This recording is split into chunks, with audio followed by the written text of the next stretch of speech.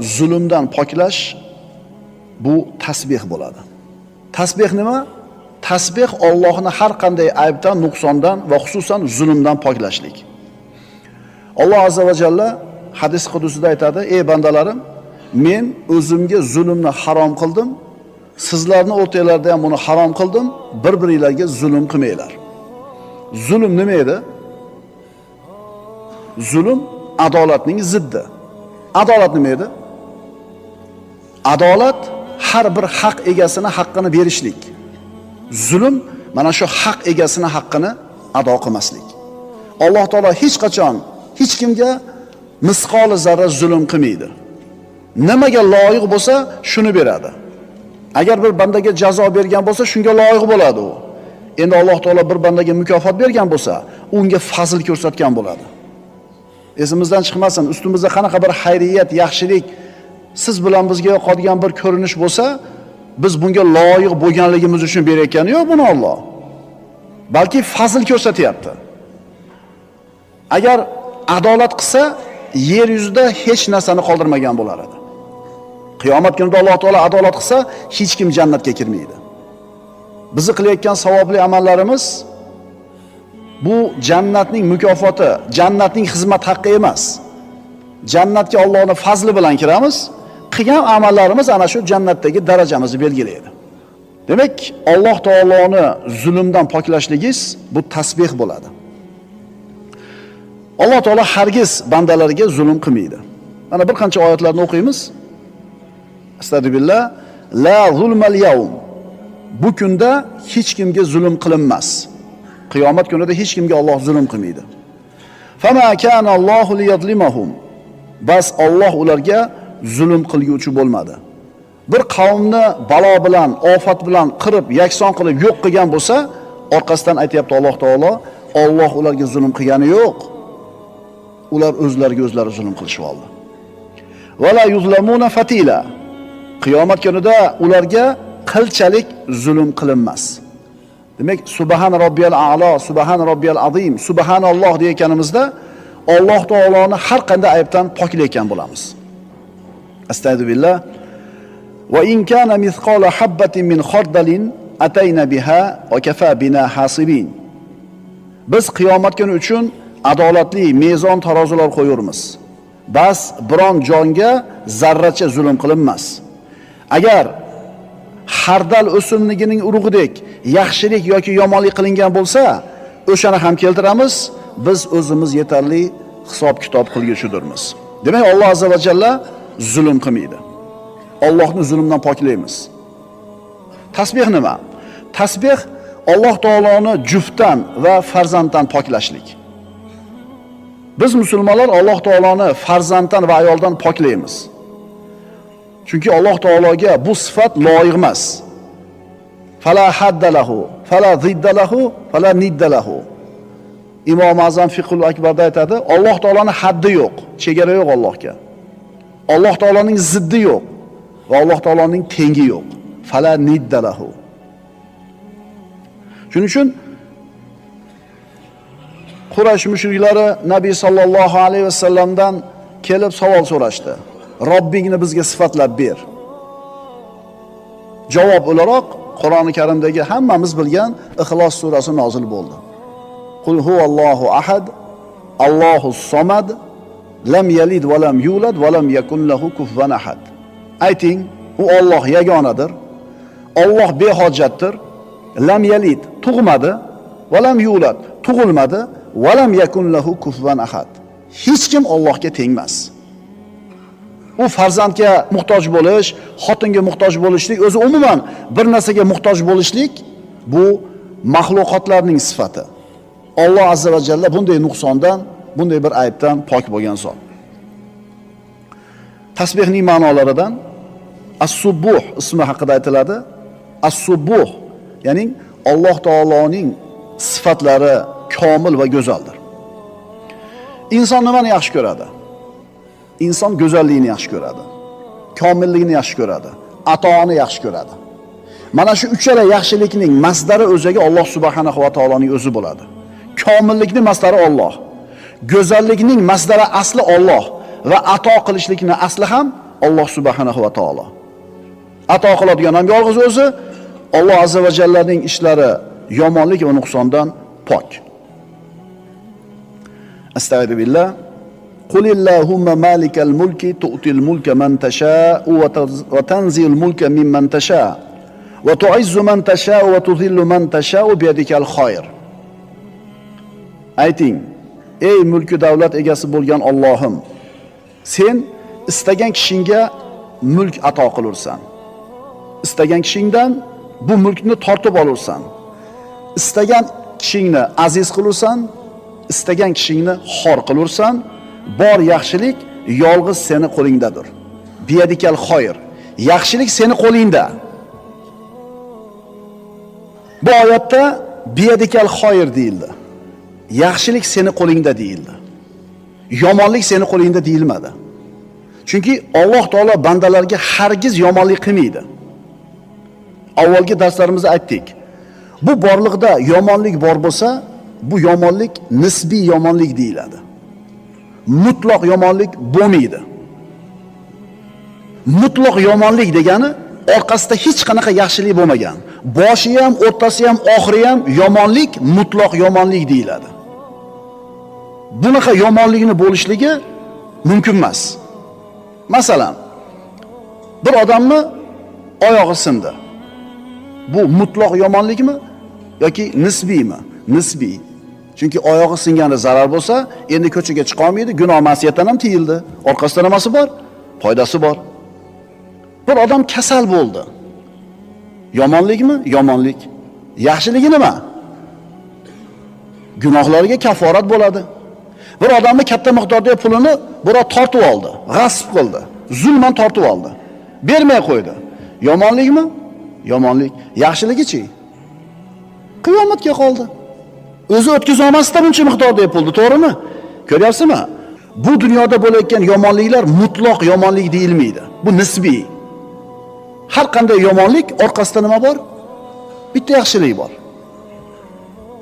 Mana shu borliq samo bo'lsin, quyosh bo'lsin, osmondagi sayyoralar bo'lsin, yer bo'lsin, suv bo'lsin, borliq.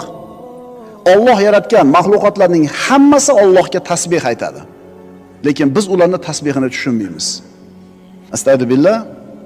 Tusabbihu lahus samawati sab'u wal ard wa man fihin va in min shay'in illa yusabbihu bihamdihi walakin la tafqahuna tasbihahum.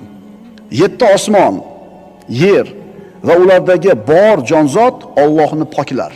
Allohga tasbih aytadi.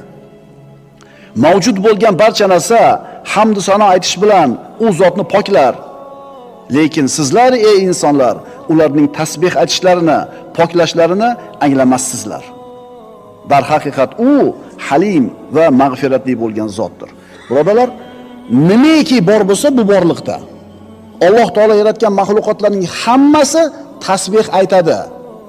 Faqat ularning tasbihi qanaqa ekanligini biz tushunmaymiz. Ehtimol shamolni, daraxtlarni qimirlatayotganligi shamolning tasbihidir. Shu shamolda daraxtlarni chayqalayotganligi tasbihidir. Dengizni to'lqinlanayotganligi tasbihidir. Hayvonlarni Alloh o'rgatgandek, ilhom bergandek ish yuritishligi tasbihdir. Butun borliq Alloh taologa tasbih aytib turganda, g'ofil inson tasbih aytishdan to'xtab qoladi. Hamma narsa tasbih aytadi, lekin inson mana shu koinotni Alloh unga bo'ysun deb berganiga qaramasdan tasbih aytmaydi, g'ofil bo'ladi. Uyalmaydimi?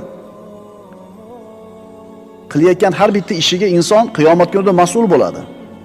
Mana shu dunyoda ne'matlariga, lazzatlariga sho'ng'ib ketishlik aqldan bo'ladimi?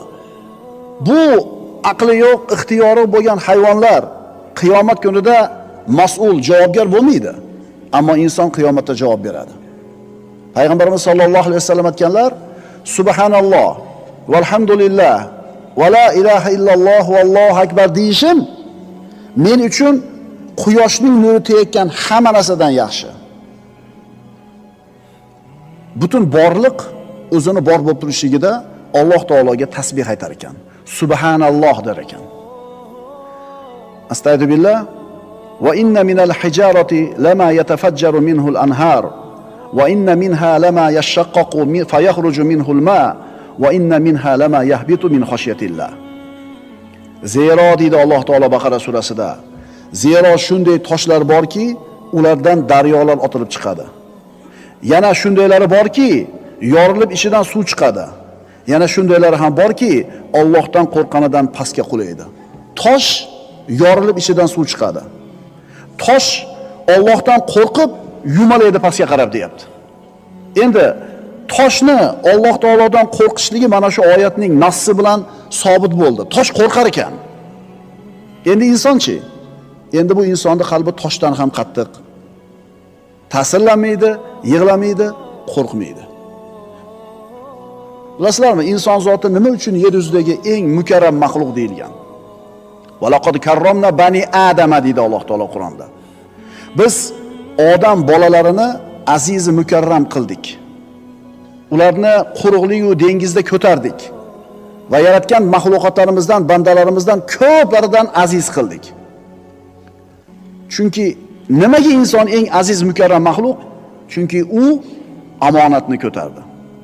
Inna aradnal amanata alas samawati val ard. Biz mana shu omonatni deydi Alloh taolo, din degan omonatni, Alloh taologa o'zini ixtiyori bilan bo'ysunish degan, din degan omonatni osmonlar va yerga taklif qilganimizda ular bosh tortishdi. Ko'tara olmaymiz buni deyishdi. Lekin inson ko'tardi uni deydi. Mana shu omonatni ko'targani uchun inson eng aziz mukarram maxluq. Tushunarlimi? Bizi figuramiz chiroyli bo'lganligidan, aqlimiz, tilimiz ravon bo'lganligidan aziz mukarram emasmiz. Allohning dinini ixtiyorimiz bilan bo'yinsunaman deb qabul qilganligimiz uchun aziz mukarrammiz. Va mallohu bighafilin amma ta'malun. Alloh qilayotgan amallaringizdan g'ofil emasdir. Demak, yuqoridagi oyatlardan ma'lum bo'lyaptiki, koinotdagi har bitta narsa Allohga tasbih aytadi, faqat g'ofil, kofir insongina mana shu tasbihdan uzoq bo'ladi. Payg'ambarimiz sollallohu alayhi vasallam aytadilar: "Hijabuhu nur. Law kashafahu la ahraqa subhatu wajhihi ma intaha ilayhi basaruhu min khalqihi." Payg'ambarimiz sollallohu alayhi vasallam mana Mirojdan qaytib tushganlarida Alloh taolo bilan rozi aytishdi. 5 mahal namozni farziyatini olib tushdilar va Oysha onamiz so'radilar: "Ya Rasululloh, hal ro'ayta robbaka? Robbingizni ko'rdingizmi?" deganida an-nur, nur, anna ara. Hamma yo'q nur edi, qayoqdan ko'raman dedi. Mana Robbimiz subhanahu va taolo haqida payg'ambarimiz aytibdilar, uning hijobi nurdir. Nurdan bo'lgan nimasi bor? Hijobi bor, to'sig'i bor. Uning yuzini pokligi, yuzining nuri mahluqotlardan ko'zi yetadigan joygacha kuydirib yuboradi. Ya'ni Alloh taoloning nazari qayerga yetsa, agar shu pardani ko'tarsa, bu nur, bu yorug'lik butun mahluqotlarni kuydirib yuboradi. Ya'ni butun mahluqotlarning hammasini kuydirib yuboradi. Musa alayhissalom Alloh subhanahu va taolodan Tavrotni qabul qilib olish uchun mana Tur tog'iga keldi. Va kallamallohu Musa taklima. Alloh taolo Musoga o'zi gapirdi. Mana eshitganidan keyin Parvardigor, arini anzur ilayk. O'zingni ko'rsat, senga bir nazar solay, senga bir boqay dedi. Alloh taolo nima dedi? Lan taroni. Hargiz meni ko'ra olmaysan. Inson bu dunyoda turar ekan, hali o'lmas ekan, jannatga kirmas ekan, hargiz Allohni ko'rishi mumkin emas. Qachonki Musa va'dalashgan vaqtimizda Tur tog'iga kelib, Parvardigori unga bevosita so'zlagach, u Musa dedi: "Parvardigorim, menga jamolingni ko'rsatgin, senga bir qaray." Alloh dedi: "Sen meni bu dunyoda hargiz ko'ra olmaysan." Lekin bandasini boyaga qiziqishini qanoatlantirib qo'ydi Alloh taolo. Ibrohim alayhisalom aytgan edi-ku: "Arini kayfa tuhil mauta." Parvardigor, o'liklarni qanaqa qilib tiriltirasan, ko'rsat deganida 4 ta qushni ol, hammasini boshini o'z, go'shini patlari bilan qiyma qilib chop aralashtir, tog'ni, 4 ta tog'ni cho'qqisiga qo'y, so'ngra ularning ismini aytib chaqir dedi. Shunday qilganida boyaga go'shlar, patlar yig'ilib, qushga aylanib keldi, boshini oldi, 4 ta qush bo'ldi. Endi Musa alayhissalom ham Parvardigor ko'ray seni dedi. Alloh taolo aytdi. Ammo mana bu tog'ga qara, men unga ko'rinaman. Men ko'ringanimda ana shu turgan joyda turib qolsa, sen ham meni ko'ra olaysan dedi. Falamma tajalla robbuhu lil jabal ja'alahu dakka. Qachonki Parvardigori u tog'ga ko'ringan edi, uni mayda-mayda qilib tashadi. Dunyoda inson Alloh taoloni ko'rishi mumkin emas. Jannatga kiradi, Robbisini ko'radi. Ha, biz ko'ramiz. Bizning e'tiqodimizda Alloh taoloni ko'ramiz biz. Ana shu adashgan toifalardan Mu'tazilalar Alloh taoloni ko'rib bo'lmaydi. Sen mana shu ko'zingni soqqasiga joylashgan ko'zingga Allohni sig'diraman deb ishonyapsanmi? deb ular Allohni ko'rishni inkor qilgan. Hatto jannatda ham ko'rib bo'lmaydi deyishgan. Bizning e'tiqodimizda birodarlar, ahli sunna val jamoa e'tiqodida Alloh taoloni ko'ramiz. Tog' parcha-parcha bo'lib ketdi. Va kharra Musa soiqo falamma afaqa qala subhanaka tubtu ilayk va ana avvalul mu'minin. Va ana avvalul mu'minin. Musa boyagi tog'ni mayda-mayda bo'lib yo'q bo'lib ketganligini ko'rganidan keyin hushsiz holda yiqildi. O'ziga kelgandan keyin esa pok Parvardigor, noo'rin savol so'rashdan o'zingga tavba qildim. Endi men iymon keltiruvchilarning eng avvali peshqadamiman dedi. Shuning uchun Qur'onda aytiladi: la tudrikuhul absor. Uni Allohni ko'zlar idrok qila olmaydi. Ko'zlar ko'ra olmaydi. Bu dunyoda turib hech kim Allohni ko'ra olmaydi, faqatgina oxiratda jannatda. Alloh taolo aytadi: Astagfirullah. Vujuhun yawma idin nadira ila robbiha nadira. U kunda mo'minlarning yuzlari yashnab, Parvardigorlariga boqib turguvchidirlar.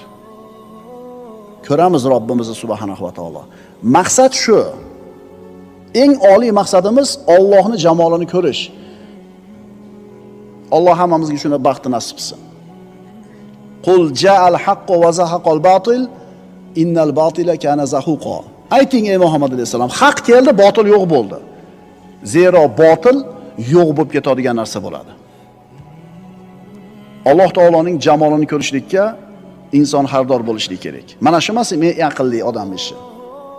Ana shu Allohning jamolini ko'rishlik uchun inson nafsini jilolay bilishligi kerak.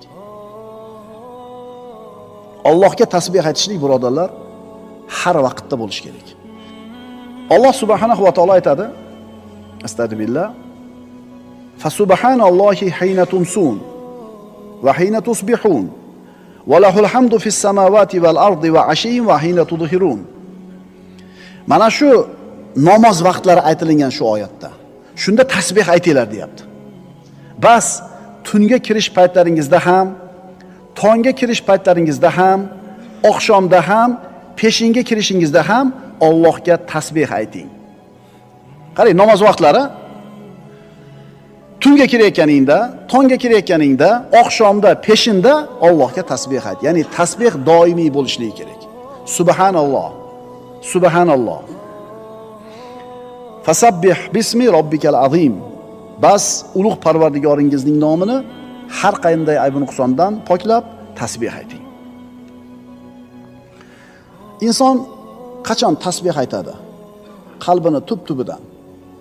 Qachonki tafakkur qilganda. Inson fikr yurgizsa, tafakkur qiladigan bo'lsa, subhanalloh deyishlikdan boshqa chorasi qolmaydi. Chunki o'ylanib ko'ring, farzandlaringiz bor. Balog'atga yetdi, o'rta yoshda, go'dak, shu jiji deylik. Bir tomchi suv shu. Bir tomchi suv. O'ylab ko'ring-da, siz bilan biz ham aslimiz bir tomchi suv. Shu bir tomchi suvdan mana shunday bir komil suratdagi insonni yaratgan Alloh taolo. Buni sizga hujjat dalillar bilan, ilmiy asoslar bilan tushuntirib bersa, subhanalloh deysiz. Shuning uchun tasbih yurakdan chiqishligi uchun, qalbni tag-tagidan chiqishligi uchun mahluqotlar haqida fikr yuritish kerak. Tufakkiru fi mahluqatillah va la tufakkiru fi zatihi fatahlaku.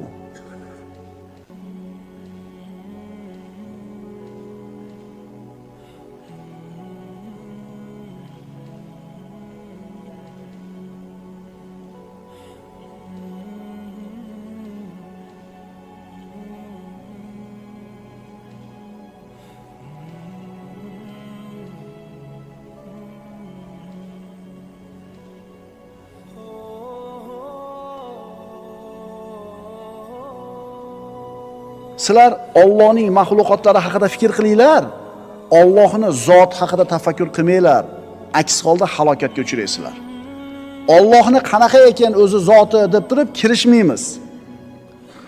Chunki ana shu Fiqhul Akbarning sharhida aytilganidek, Allohning zotini idrok qila olmasligingni idrok qilishing Allohning zotini idrok qilishingdir. O'zingizlarga qaytarib olinglar-da. Eplay olamikinsizlar. Qaytara olmaysizlar, ishon 90% qaytara olmaydi. Lekin domlalarda aqidasi noto'g'riligini bemalol muhokama qilaveramiz, ha? Mana shu yerda o'tirganlardan aqidaga tegishli bir 50 ta kitob o'qigan odam bormi? Qo'l ko'taringlar desam hech kim ko'tarmaydi. O'qiganmisiz? Qo'lingizni ko'taryapsizmi? Siz. Nima qilyapsiz-ku? Ya qo'lingizni ko'tarmay turing, birodar, qo'l ko'tar deganimda. 50 ta kitob o'qiganmizmi aqidadan? Yo'q. 45 ta. Yo'q. Bo'lmasam-chi, bunday qilaylik. Aqida haqida bahs qilmaylik biz, birodarlar. Aqida haqidagi bahsli mavzular ulamolarning 20-30-etajda bo'ladigan mavzular. Ulamolar hal qilishadi, ulamolar hujjat dalil keltiradi, har kim o'zining hujjati bilan qoladi, birodarlik ichi tarqab ketaveradi.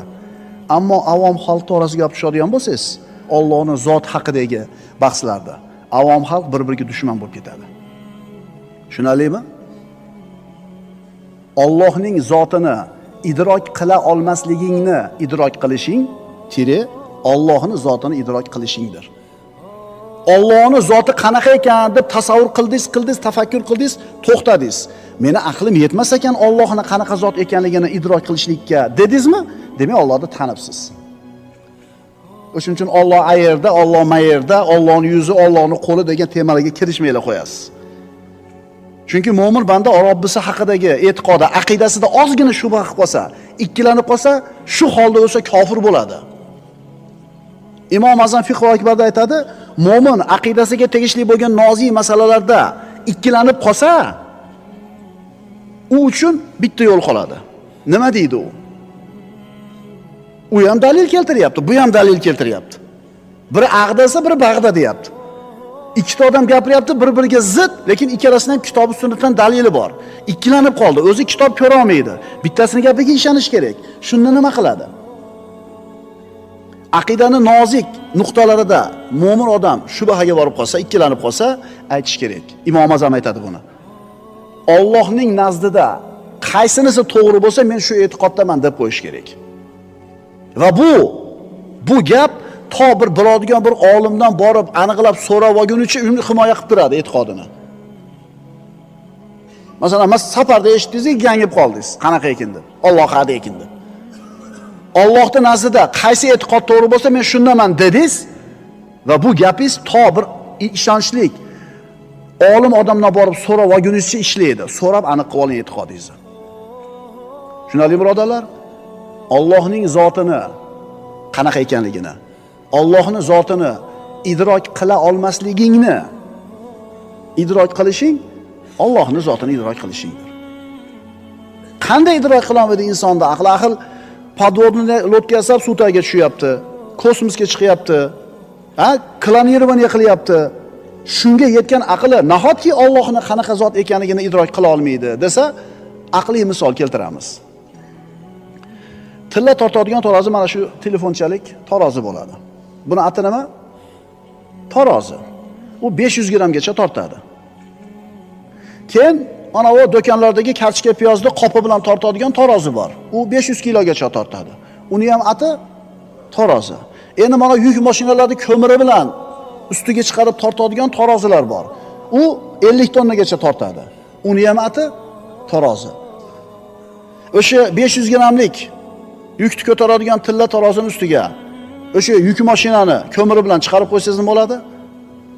Pachaqlanib ketadimi?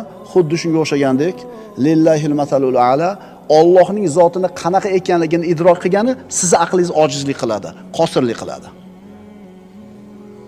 Siz Alloh taoloning zoti haqida fikr qilish emas, sizni tirik qilib turgan ruh haqida fikr qilib ko'ring. Nima u ruh? Aytib bera olasizmi? Aytib bera olmaysiz va bundan keyin ham aytib berish olmaydi. Astagfirullah va yasalunaka anir ruh. Sizdan ey Muhammad alayhissalom ruh haqida so'rashadi. Qulir ruhu min amri robbi. Ayting, ruh Robbimning ishi. Va ma utitu minal ilmi illa qalil. Sizlarga ozgina ilm berilgan. Insoniyatning oldida qanaqa bir ilmiy kashfiyotlar turibdi hali. Alloh biladi qaygacha borishini, lekin ruhni aniq bila olmaydi. Inson tirigida nima yo'qoldi undan? Soch soqoli unida turibdi, vesi o'shligicha turibdi, hamma yo'q bor, lekin ruhi yo'q. Qani u? Shuning uchun birodarlar, bizi e'tiqodimiz, bizi aqidamizda Allohning zoti haqida fikr qilishlik mumkin emas. Adashib qolasiz, ikkilanib qolasiz, Alloh saqlasin, iymondan chiqib ketib qolasiz. Allohning zotini idrok qila olmasligingni idrok qilishing, Allohning zotini idrok qilishingdir. Men nima demoqchiman bu gapim bilan? Bizi aqlimiz yetmagan, ilmimiz yetmaydigan narsalarga aralashmaydi birodarlar. Xo'p. Bolangizni ko'zini operatsiya qilish kerak bo'lsa, eng ishonchli doktorga olib borasiz. Eng qimmat doktorga olib borasiz. Ha? Chunki bolangizni ko'zida ikkita yana u ko'zi. 60 yil, 70 yil yashaydigan odam shu ko'zini ehtiyot qiladiki, shu 60-70 yil foydalanish kerak-da ko'zidan. To'g'ri kelgan doktorga olib bormaysiz ko'zini kavlatgani, to'g'rimi? Tish bo'lsa bo'pti endi 32 ta u. Sug'urlar o'rniga boshqa qo'ysa bo'ladi. Bolangizni yoki o'zingizni ko'zingizni davolatishlikda eng mutaxassisga olib borasiz-ku, e'tiqod aqidangizni belgilashda, shakllantirishlikda to'g'ri kelgan odamga gapini olib ketaverasizmi? Birodarlar, insof qilaylik. Ma'qulmi? Shayx hazratlarini taniysizmi desam, tanimayman deyapti. Alloh qayerda degan savolni berdi bir ukamiz, va narigi masjidda edim. Men o'zimga gapimni aytishni o'rniga Shayx hazratlarini, rahmatli Muhammad Sodiq Muhammad Yusuf hazratlarini javobini aytib qo'ysam, u kishini martabasi, maqomi bo'ladi, shu odamga gapi kuchliroq hujjat bo'ladi deb Shayx hazratlarini taniysizmi desam, tanimayman deyapti. Qayerlisiz desam, Qizilqiyaliman deyapti. O'zbek yigit. Endi 30 dan o'tgan namoz o'qiydigan yigit Shayx hazratlarini tanimasligi mumkinmi? Mumkin, g'orda yashasa kerak. Keyin aytayaptiki, men u kishining ilmiga guvohlik bermayman deyapti.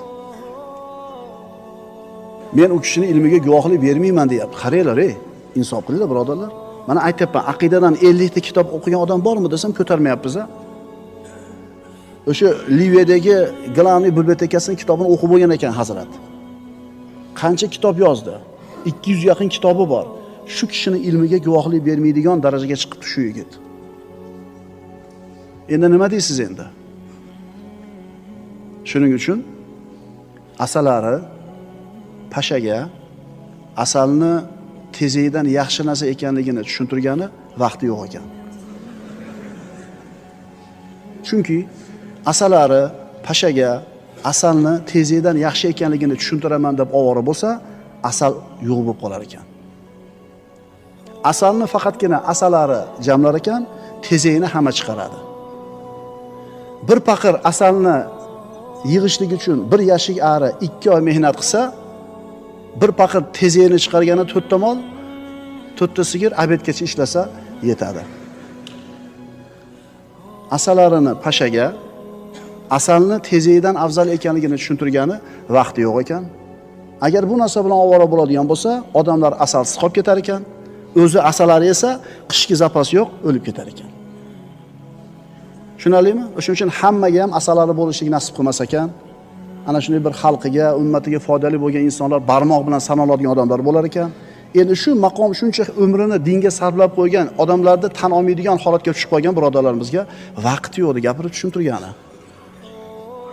U 50 ta aqidadan kitob emas, prosta roman o'qiganmisan 50 ta deb so'rab ko'ring-da. Agar o'qigan bo'lganida bu gapni gapirmas edi. Aqulu qawli hada va astagfirulloh li va